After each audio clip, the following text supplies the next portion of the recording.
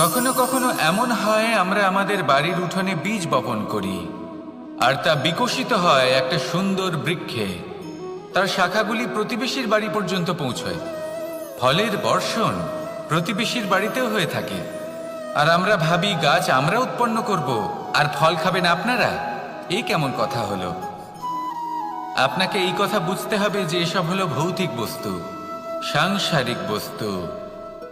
কখনো নিজের বাড়ির বাগানে ভালোবাসার গাছ বপন করে দেখুন। তার শাখাও প্রতিবেশীর বাড়ি পর্যন্ত পৌঁছবে, ফলের বর্ষণ সেখানেও হবে। কিন্তু সেই ফল চাইতে আপনাকে যেতে হবে না, সেই ফল দ্বিগুণ মাত্রায় আবার আপনার কাছেই ফিরে আসবে। তাই নিজের বাড়িতে আর নিজের মনে ভালোবাসার গাছ উৎপন্ন করুন। এই জীবন প্রসন্ন হয়ে বলবে, রাধা রাধা। আমাদের জীবন হলো একটা উপবনের মতো, যেখানে কাঁটাও আছে আবার ফুলও আছে। আর যদি আপনি ফুল লাভ করতে চান তাহলে কাঁটার সংস্পর্শে তো আপনাকে আসতেই হবে। এটাই জীবনের সত্য। আমাদের জীবনে, আমাদের পরিবারে, আমাদের সমাজে দেখবেন ভিন্ন ভিন্ন ধরনের মানুষ আছে। কেউ আছেন দুর্জন, কেউ সজ্জন, কেউ শত্রু হন তো কেউ মিত্র।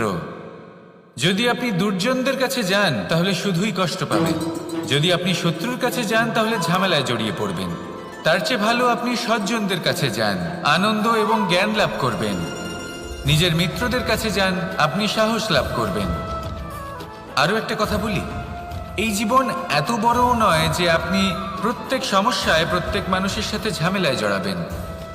শুধু যার সাথে আপনার মনের মিল হবে তাকে প্রণাম করুন, আর যার সাথে মনের মিল হবে না তাকে দূর থেকে প্রণাম করুন। কিন্তু মনের মধ্যে থেকে প্রেমের বোধ কোথাও যেতে দেবেন না, কারণ এই ভালোবাসাই শেষ মুহূর্তে আপনার উচিত পথ প্রদর্শন করবে।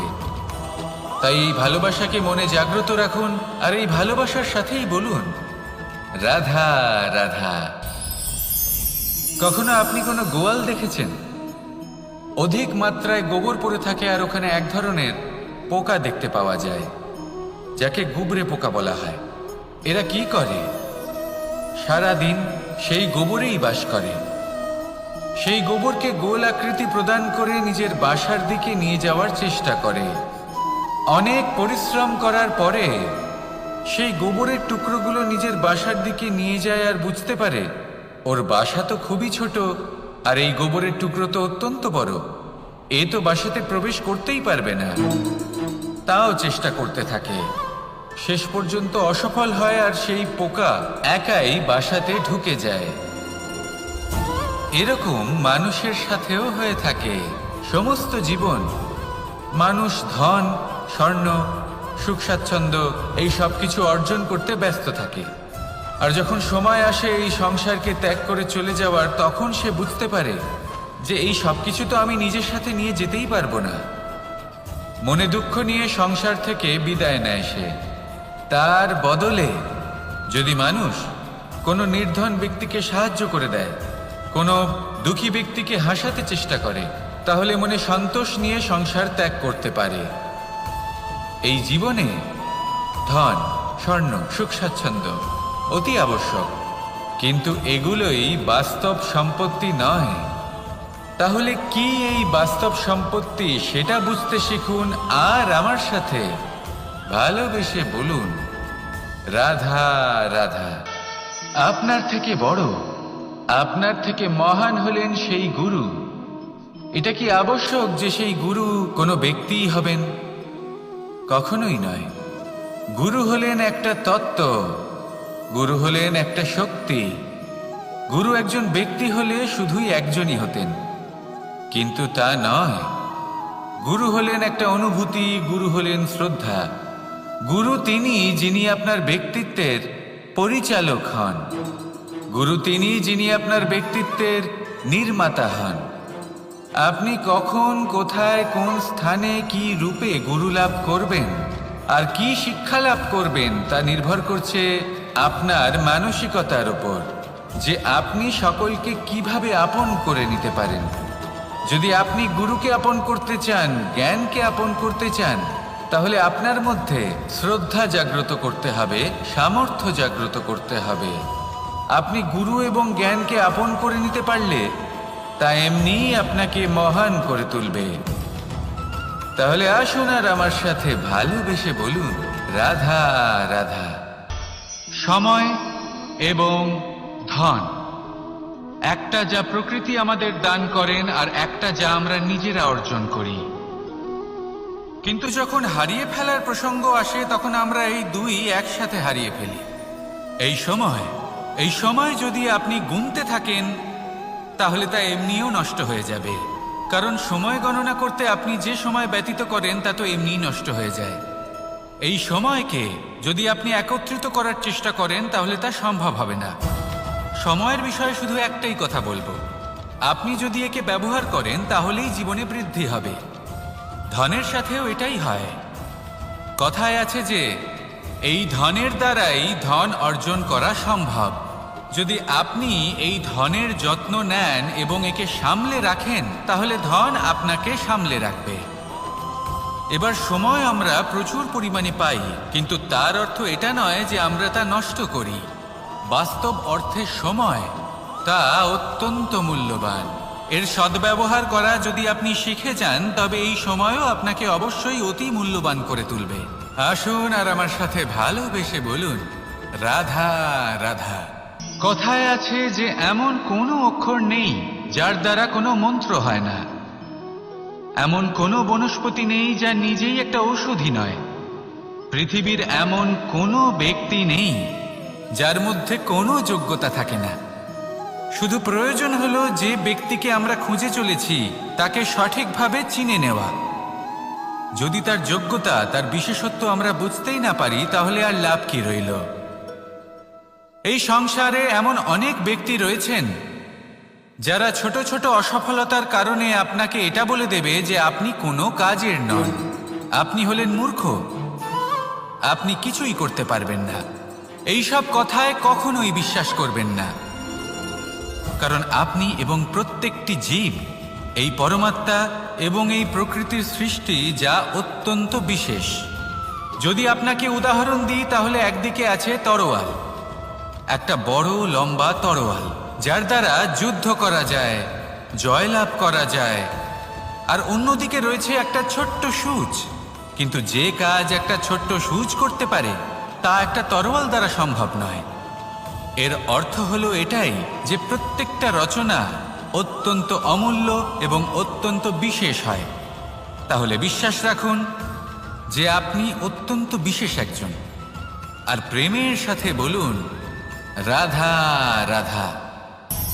বাল্যকালে যখন আমি মাখন খেতাম তখন যশোদা মায়ের আমার মাখন খাওয়া নিয়ে কোনো সমস্যা ছিল না, কিন্তু যখন আমি মাখন খেতাম, মাখন চুরি করতাম, তখন যেই প্রকারে বাড়ির পরিচ্ছন্নতা আমি নষ্ট করতাম তা নিয়ে অবশ্যই যশোদা মায়ের আপত্তি ছিল।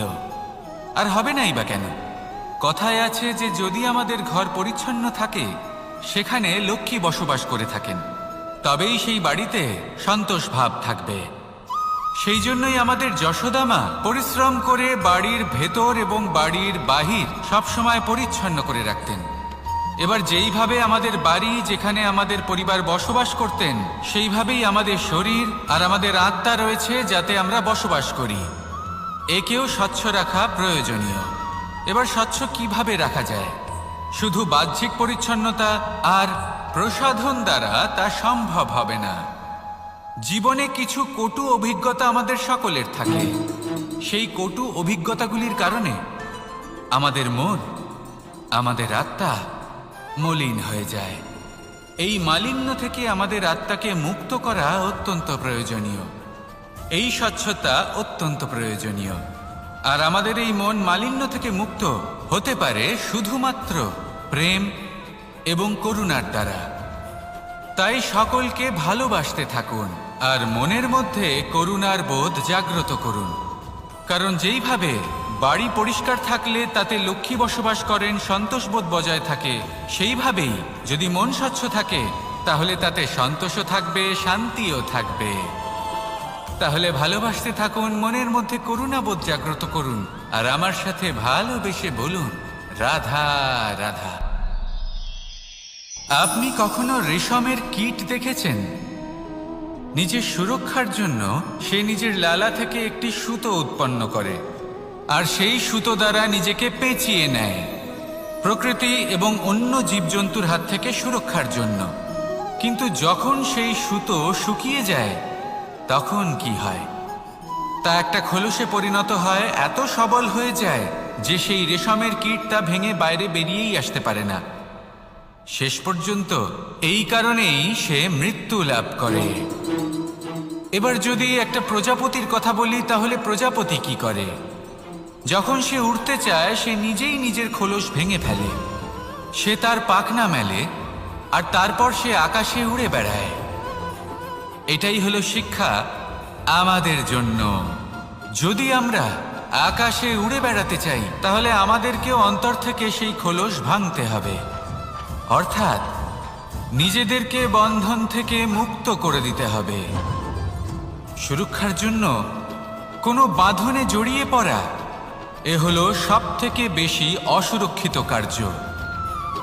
জীবনে সুরক্ষার ভয় থাকাটা উচিত, কিন্তু তা যদি অত্যাধিক হয়ে যায় তাহলে তা আপনাকে এতটাই দুর্বল করে দেবে যে আপনি নিজেরই সুরক্ষার চক্র ভেঙে বেরোতেই পারবেন না। যদি আপনি নবনির্মাণ করতে চান তাহলে আপনাকে নিজের এই সুরক্ষা কবচ ভেঙে বেরোতেই হবে, সাহসের সাথে পরিশ্রম করতে হবে।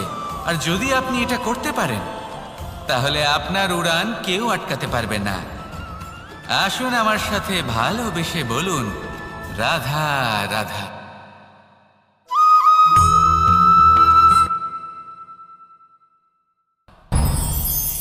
আমি মনুষ্যরূপে জন্ম নিয়েছি এবং সমস্ত কর্ম এই রূপেই করেছি, কিন্তু আশ্চর্যের বিষয় হলো যে আজও মানুষ আসেন এবং হাত জোড় করে প্রার্থনা করেন যেন আমি ওনাদের সহায়তা করি।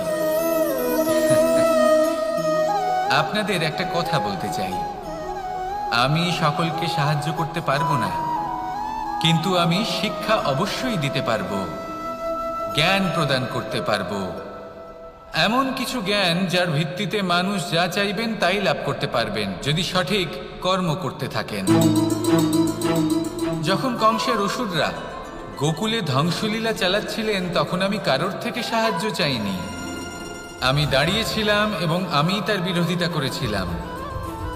সবাই বলেন যে আমি ছোট্ট একটা আঙুলে গোবর্ধন পর্বত তুলেছিলাম, কিন্তু আমি কি ওখানে একা ছিলাম? কখনোই নয়।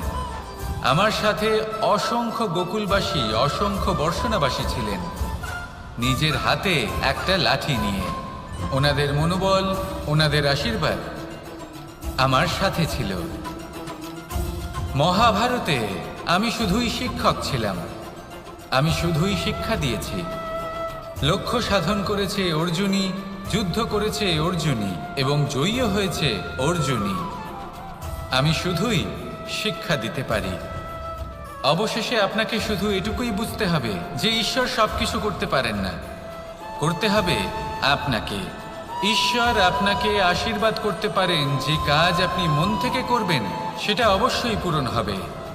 সেই জন্য নিজের লক্ষ্যের পথে এগোতে থাকুন। চেতনা, বিবেক এবং পরিশ্রমের দ্বারা আপনার যা যা স্বপ্ন আছে, যা লক্ষ্য আছে, আপনি অবশ্যই লাভ করবেন। আর এই মন সুপ্রসন্ন হয়ে বলবে, রাধা রাধা। ওমা, এ কি? আমি কখন থেকে এখানে অপেক্ষা করছি, হাত পেতে দাঁড়িয়ে রয়েছি যাতে একটা ফল আমার হাতে এসে পড়ে এবং সেটা আমি খেতে পারি। কখন থেকে অপেক্ষা করছি, কিন্তু সেটা হচ্ছেই না।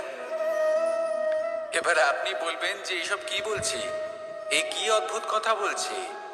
যদি ফল খেতে হয় তাহলে আমাকে বৃক্ষে চড়তে হবে, ফলের কাছে পৌঁছতে হবে, তবেই তো ফল পাবো। এবারে এটা অত্যন্ত সহজ ব্যাপার, কিন্তু এই বিষয়টা আপনি নিজের জীবনের প্রসঙ্গে ভেবে দেখুন। লক্ষ্য কোথায় আছে আপনি জানেন, সেই লক্ষ্যে পৌঁছানোর পথ কি সেটাও আপনি জানেন, সেই পথে চলার ক্ষমতাও আপনার রয়েছে, কিন্তু তাও আপনি নিজের লক্ষ্য লাভ করতে পারছেন না। কেন? কারণ আপনি অপেক্ষা করছেন যে লক্ষ্য আপনার সামনে চলে আসবে, কিন্তু তা হয় না। লক্ষ্য সে যাই হোক না কেন, ধন হোক, প্রেম হোক, কোনো সম্মান হোক বা মোক্ষ হোক, যদি আপনি তার দিকে অগ্রসর না হন তাহলে ফল প্রাপ্তি অসম্ভব ব্যাপার, তা কোনোদিনই হবে না। সেই জন্য আপনার চোখের সামনে আপনি যদি নিজের লক্ষ্যকে দেখতে পান তাহলে উঠুন এবং সেই দিকে অগ্রসর হতে শুরু করুন। নিজের অন্তরের সকল অশুভ গুণ দূর করুন, অলসতা ত্যাগ করুন, অজ্ঞানতা ত্যাগ করে দিন এবং চলতে থাকুন।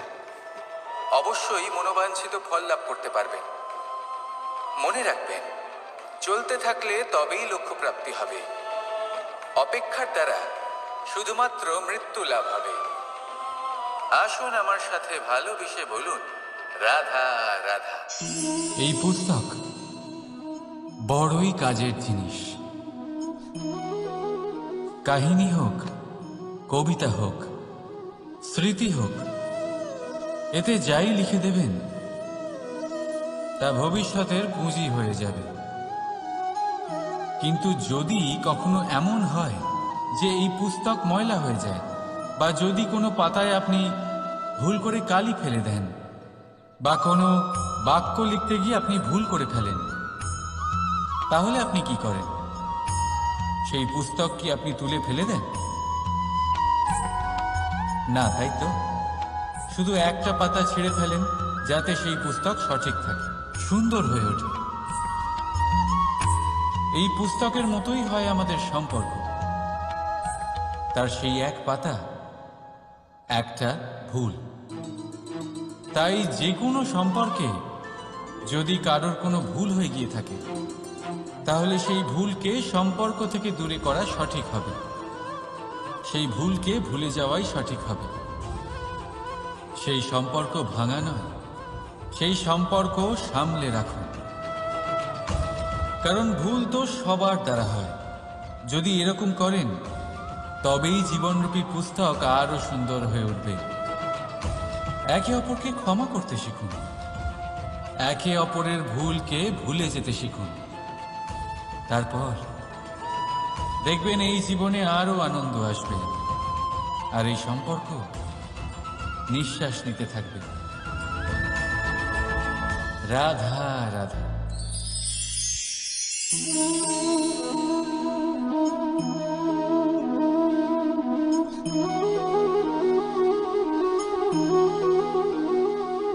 আমার এই ছায়া দেখতে পাচ্ছেন আপনি? প্রকাশের স্রোত যখন মধুর আর দূরে থাকে তখন এই ছায়া লম্বা হয়ে যায়। কিন্তু যেই প্রকাশের স্রোত মাথার উপরে চলে আসে, এই ছায়ার আকার ক্রমশ ছোট হতে থাকে, আর অন্ধকারে তো এই ছায়া বিলুপ্ত হয়ে যায়।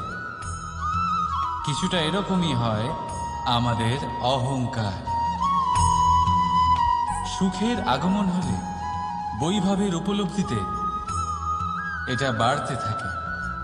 কিন্তু যেই সংকটের তাপ বেড়ে ওঠে, অহংকার ছোট হতে থাকে। আর যখন সংকটের এই অন্ধকার আমাদের চারিদিক থেকে ঘিরে ধরে, তখন এই অহংকার আমাদের ছায়ার মতোই বিলুপ্ত হয়ে যায়।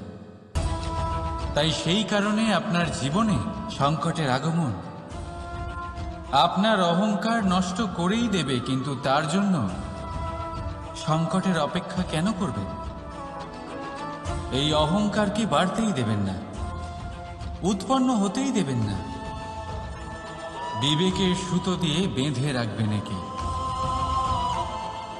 দেখুন, আমি শ্রেষ্ঠ, এটা বিশ্বাস করতে কোনো আপত্তি নেই। কিন্তু শুধুমাত্র আমি শ্রেষ্ঠ, আর কেউ নয়, এ আত্মসম্মান নয়, এ হলো অহংকার। আর অহংকার আর কিছুই নয়, শুধু পতনের দিকে প্রথম পদক্ষেপ। আর এই জীবনে পতনের দিকে নয়, প্রেমের দিকে এগিয়ে যান। আর আমার সাথে ভালোবেসে বলুন, রাধা রাধা। আপনি কি কখনো ফলে ফুলে পরিপূর্ণ বৃক্ষ দেখেছেন? তার ডালগুলো কিরকম স্বাধীনভাবে বেড়ে ওঠে। কিন্তু যদি এই ডালগুলো মূলের সাথে ঠিকভাবে যুক্ত না থাকে, সেই বৃক্ষের মূলগুলি গভীর না হয় তাহলে কি হবে? তাহলে কি সে সেই সব সুবিধা পাবে? কখনোই না। সেই বৃক্ষের ডাল পড়ে যাবে, সেই বৃক্ষ ভূমিষ্ঠ হয়ে যাবে। ঠিক সেইভাবেই চিন্তাভাবনার স্বাধীনতার আনন্দ আপনি তখনই আস্বাদন করবেন যখন আপনার শিক্ষা গভীর হবে। তাই স্বাধীন থাকুন দৃষ্টিভঙ্গিতে, কিন্তু যুক্ত থাকুন শিক্ষার সাথে। রাধা রাধা।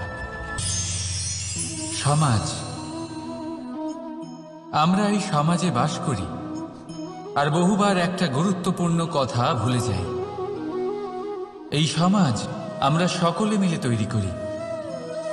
সমস্ত সময় কাটিয়ে দিই এইটা ভাবতে ভাবতে যে এই সমাজ কি ভাববে,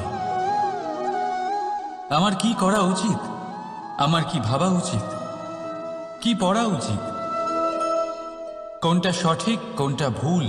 যদি আমি এটা করি তাহলে কয়েকজনের এটা মনে হবে না তো যে আমি খারাপ, যখন আমি তা নই। মনে ভয় উৎপন্ন হয় সেই কয়েকজন মানুষের জন্য। তার কারণ হলো আমরা আমাদের মনের কথা শুনতে পাই না, না শুনতে পারি, না বলতে পারি, আর না করতে পারি। সেই কয়েকজন মানুষের ভয় আমরা খারাপের বিরোধিতা করা ছেড়ে দিই। কিন্তু কখনো নিজেকে জিজ্ঞেস করুন, শেষ পর্যন্ত কারা এই কয়েকজন মানুষ? এই সংসারে প্রতিটি মানুষেরই নিজের আলাদা আলাদা ব্যক্তিত্ব আছে, আলাদা দৃষ্টিভঙ্গি আছে। তাই যদি আপনি এটা ভাবেন যে আপনি সবাইকে খুশি করতে পারবেন, তাহলে আপনি ভীষণ বড় ভুল করছেন। জীবনে কর্ম তাই করুন যাতে আপনার অন্তরাত্মা সন্তুষ্ট হয়। আর অন্তরাত্মা সন্তুষ্ট তখনই হবে যখন আপনার কর্ম শুভ হবে। তাই নিজের মনের কথা শুনে এই সংসারে শুভ কর্ম করতে থাকুন, তবেই এই সংসারের কর্মে আপনি সার্থক হবেন। রাধা রাধা। এই পাতাকে দেখুন, কত কোমল, কত শীর্ণ। যদি এর উপরে একটুও জোর খাটান বেঁকে যাবে। পাতা তো এরকমই হয়, একটু জোর খাটালেই তা বেঁকে যায় এদের নমনীয়তার জন্য। কিন্তু ওদের এই নমনীয়তার জন্য ঝড়ে বিপর্যয়ে ওরা ভেঙে পড়ার থেকে বেঁচে যায়। যদি এদের বদলে কোনো দৃঢ় বৃক্ষ হয়, তখন হাওয়ার তীব্র গতি সে সহ্য করতে পারে না, তার সম্মুখীন হতে পারে না, ভেঙে পড়ে যায় সে। ঠিক সেই রকমই হয় আমাদের সম্পর্ক। যদি এর মধ্যে সেই নমনীয়তা না থাকে, অহংকারের দৃঢ়তা থাকে, সেই সম্পর্ক নষ্ট হয়ে যায়। তাই আনুন এই নমনীয়তা আপনার সম্পর্কে, যাতে কাল যদি কোনো সমস্যা এসে দাঁড়ায় এই সম্পর্ক যেন না ভেঙে যায়।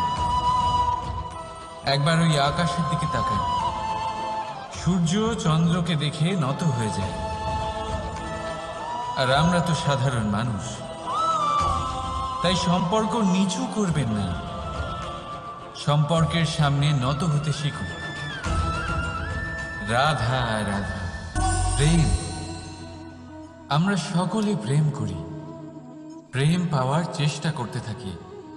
আর এমনও অনেক মানুষ আছেন যারা প্রেম অর্জন করেও ফেলেন, কিন্তু সেখান থেকে শুরু হয় এক নতুন অধ্যায়। আচমকা দুই প্রেমীর কিছু অনুচিত বলে মনে হতে থাকে। আচমকা দুজনে নিজেদের অস্তিত্ব নিয়ে বিচলিত হতে থাকেন। এবার এমন হলে কি করা যেতে পারে? দেখুন, এই হলো হলুদ,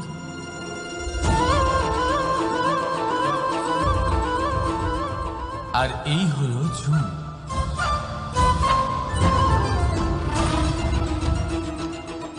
এবার এটাকে দেখুন, যখন চুন আর হলুদকে একসাথে মিলিয়ে দেওয়া হলো তখন ওরা নিজেদের রং ত্যাগ করে দিয়ে একটা নতুন রং তৈরি করল।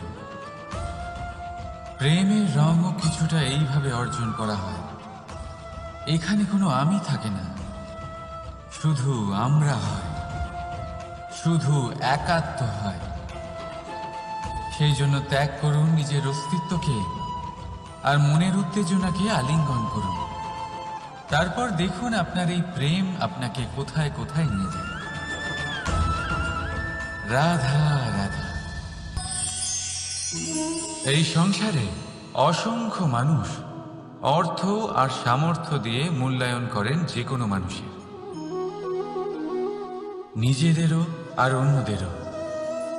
আর বহুবার অর্থ আর সামর্থ্য অর্জন করতে গিয়ে আমরা সময়, সম্পর্ক আর স্বাস্থ্য পিছনে ফেলে আসি। আমরা তার খেয়াল রাখি না। ভাবি যে একবার এই অর্থ আর সামর্থ্য অর্জন করে নেওয়ার পর তারপর সময়ও আমাদের কথা মতো চলবে, সম্পর্কগুলো আরো মধুর হয়ে যাবে, আর স্বাস্থ্যও আমাদের হাতের মুঠোয় থাকবে।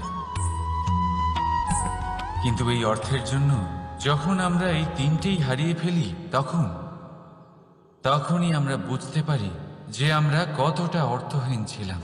আর তারপরে সংসারের সমস্ত অর্থ সংগ্রহ করে নেওয়ার পরেও আপনি আপনার ফেলে আসা সময় কখনোই ফেরত পাবেন না, না সেই সম্পর্ক আর না সেই স্বাস্থ্য। সেই জন্য এই তিনটির মূল্যই বুঝে নিতে শিখুন অনেক দেরি হয়ে যাওয়ার পূর্বে।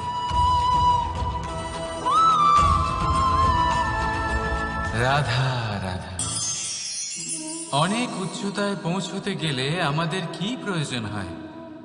এর উত্তর বড়ই সহজ, সিঁড়ির। এবার এর মধ্যে একটা গভীর রহস্য লুকিয়ে আছে। আমরা যখন দ্রুত সিঁড়ি দিয়ে উঠি, তখন কাউকে পেছনে ফেলে এলে তখন তাকে দেখে কি আমরা ছোট মনে করি?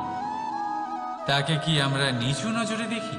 যদি কাউকে ধাক্কা দিয়ে আমাদের এগোতে হয়, তাকে দেখে কি আমরা উপহাস করি? যদি আপনার উত্তর হ্যাঁ হয়, তাহলে এটা আপনার বড় ভুল।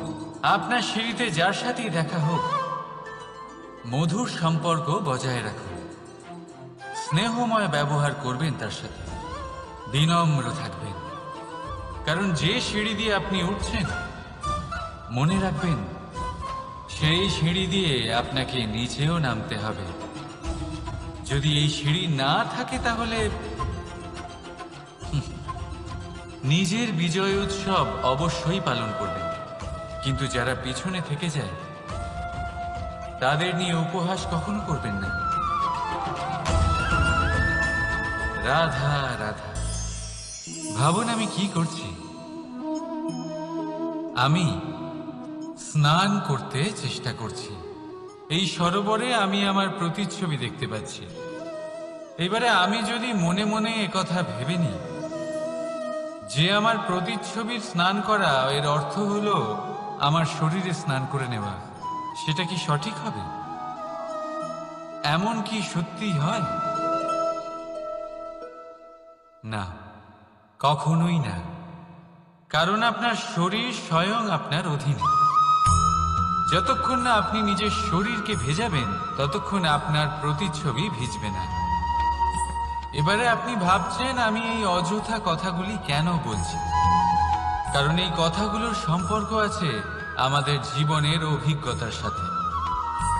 আমাদের জীবনের এই অভিজ্ঞতা অত্যন্ত গুরুত্বপূর্ণ হয়।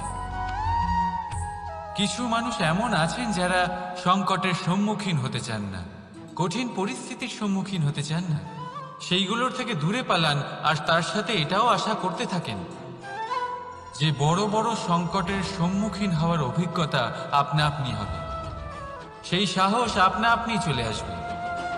কিন্তু এটা কখনোই হয় না। তাই সংকটের সম্মুখীন হন তার থেকে দূরে না পালিয়ে।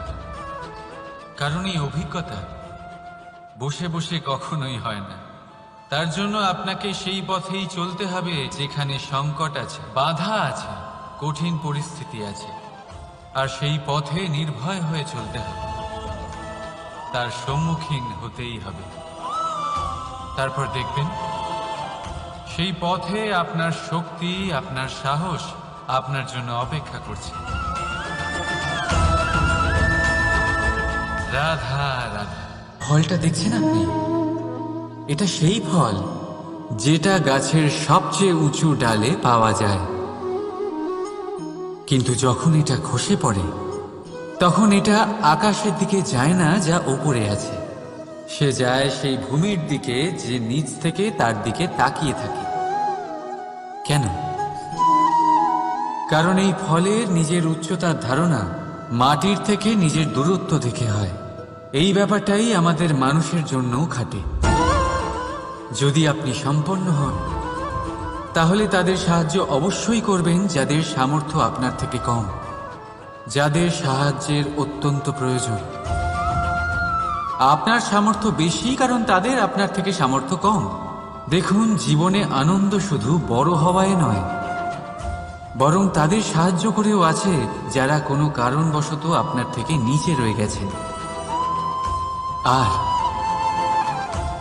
যখন একটা ফল এই কথাটা বুঝতে পারে তখন আপনি নয় কেন? রাধা রাধা। সময় বড়ই বিচিত্র অনুভব দেয়। যখন অপেক্ষা করছেন তখন অনেক লম্বা হয়ে যায়। প্রতিটা মুহূর্ত একটা গোটা দিনের মতো মনে হয়। ঠিক সেইভাবেই যদি কোথাও যেতে দেরি হয় তখন সময় দৌড়তে থাকে, প্রসন্নতায় বয়ে যায় আর নিরাশায় থমকে যায়। আপনদের সাথে থাকলে সময়ের খেয়ালই থাকে না, শত্রুদের সাথে থাকলে সেই সময়ই খারাপ হয়ে যায়। কিন্তু এটাই কি সত্যি বাস্তব? না, সময় তো সময়ই হয়, নিজের গতিতেই চলে সে। শুধু সেই গতির আভাস আমাদের মানসিক অবস্থা অনুযায়ী বদলে যেতে থাকে। তাই এই সমস্যা সময়ের নয়, আমাদের মানসিকতা। তাই নিজেকে খুশি রাখুন, অন্যদেরও খুশি রাখুন। আগের সমস্ত ঘটনা ভুলে যান আর একটা উজ্জ্বল ভবিষ্যতের দিকে অগ্রসর হন। সময় সবসময় ভালোই লাগবে। প্রেম করুন সবার সাথে, সময় সবসময় সুখেই কাটবে। রাধা রাধা। অগ্নি জীবনে খুব মহত্বপূর্ণ হয়। এই অগ্নি উজ্জ্বলতা হয়ে আমাদের জীবিত রাখে। কিন্তু ভাবুন, যদি এই উজ্জ্বলতা ক্রোধের অগ্নি হয়ে দিকভ্রষ্ট হয় তাহলে কি হবে? একটা ছোট পাতা দিয়ে শুরু করে গোটা বনকে ছারখার করে দিতে পারে।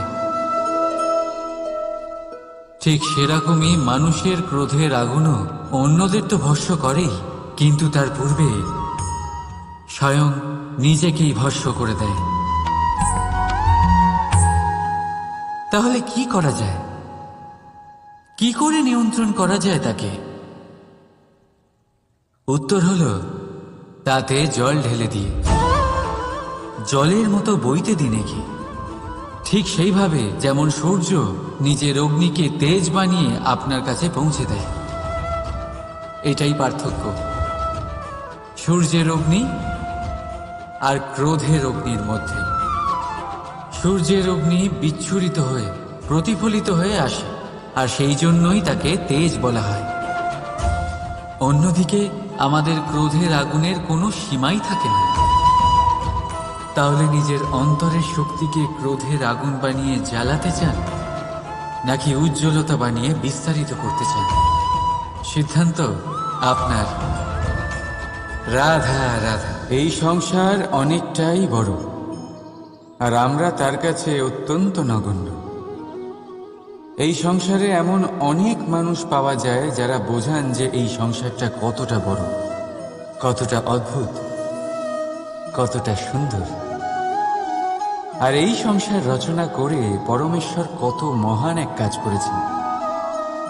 কিন্তু আপনি এই জীবনে মাত্র কয়েকজন মানুষকেই পাবেন যারা আপনাকে এটা বলবেন যে এই সংসারে আপনি কতটা গুরুত্বপূর্ণ, আপনি কতটা অদ্ভুত। যদি আপনি তাদের সাথে থাকেন তাহলে তারা নতুন কিছু সৃষ্টি করতে পারেন, এই সংসারকে আরো কতটা পবিত্র করতে পারেন। তাই এই সংসারকে গুরুত্ব না দিয়ে সেই মুষ্টিমেয় কিছু মানুষকে গুরুত্ব দিন, কারণ তারাই হলো আপনার আপনজন, আর তারাই আপনাকে সঠিক পথে চালিত করবে। মানুষকে তো বর্ষার স্রোতও বয়ে নিয়ে যেতে পারে, তাকে সাগরও ডুবিয়ে দিতে পারে, কিন্তু গঙ্গা জল সবচেয়ে বেশি শুদ্ধ, কারণ তার কয়েক ফোঁটা মানুষকে মুক্ত করে দেয়। রাধা রাধা। এ হলো একটা পাতলা সুতো।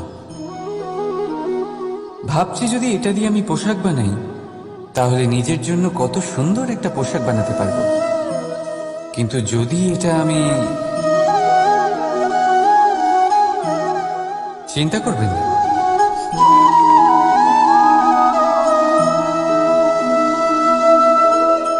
দেখুন এই সুতো জোড়া লেগে গেল। শুধু পার্থক্য হচ্ছে এটাই যে আগের মতো এটা আর সরল নেই, আর এটার দৈর্ঘ্য আগের থেকে কিছুটা কমে গেছে। এই সংসারে প্রেমের সাথেও ঠিক এটাই হতে পারে। প্রেমের এই সুতো যা দুই মানুষকে একসাথে বেঁধে রাখে, অহংকার আর স্বার্থের আঘাত সে সহ্য করতে পারে না, ছিঁড়ে যায়। চেষ্টা করলে আবার এই সম্পর্ক হয়তো জোড়া লাগতে পারে, কিন্তু তা আগের মতো কখনোই থাকে না, কারণ মনে গিট পড়ে যায়। সেই জন্য প্রেমকে স্নেহের সাথে সামলে রাখুন, অহংকার আর স্বার্থের থেকে দূরে থাকুন। রাধা রাধা। আগুন কি করে? জ্বালায়। সেটা কাঠই হোক, কয়লা হোক, বস্ত্র হোক, যাই আপনি আগুনে দেবেন তা ভস্ম হয়ে যাবে। কিন্তু সোনা, যদি আপনি সোনা আগুনে ফেলেন তাহলে তা কুন্দন হয়ে নিজের অস্তিত্ব তৈরি করে। যদি আপনি লোহা গরম করেন তাহলে তা ইস্পাত হয়ে যায়। কেন কেন হয় এরকম? কারণ তাদের অন্তরের আগুন জ্বালানোর আগুনের থেকে অনেক বেশি তীব্র হয়। এই আগুন হলো পবিত্রতার, এই আগুন হলো নিশ্চয়তার। যদি আপনার লক্ষ্য স্থির থাকে, আপনার ইচ্ছে দৃঢ় হয়, তাহলে কুন্দন হয়ে বেরোবেন, ইস্পাত হয়ে বাঁচবেন, অন্তর থেকে শক্তি পাবেন, আর কেউ আপনার সাথে কোনো অনিষ্ট করতে পারবে না। রাধা রাধা। মানুষের জীবন কি? আপনি বলতে পারেন জন্ম আর মৃত্যুর মধ্যেকার সময়। আর মৃত্যু কখন হয়? যখন মানুষ শ্বাস নেওয়া বন্ধ করে দেয়, হাত পা নাড়ানো বন্ধ করে দেয়, ভাবা ছেড়ে দেয়। এমনটা নয়, মানুষের অন্তর, তার মৃত্যু তখনই হয় যখন তার অন্তরের করুণা শেষ হয়ে যায়। করুণা সেই ভাব যা মানুষকে মানুষ করে তোলে, যা এক মানুষকে আরেক মানুষের কষ্টে তার প্রয়োজনীয়তা অনুভব করে, আর সেটাই তাকে শক্তি দেয় অন্য কাউকে সহায়তা করার জন্য, তাকে পাত্র করে এই সৃষ্টির নিয়ন্তা হবার জন্য। দেখুন, এই সংসারে মৃত্যু কেবলমাত্র একবারই হয়, তাই তার আগে কেন মরব? এই করুণাকে কেন মারব? নিজের মনুষ্যত্ব বজায় রাখুন, মৃত্যুর পরেও আপনি জীবিত থাকবেন। রাধা।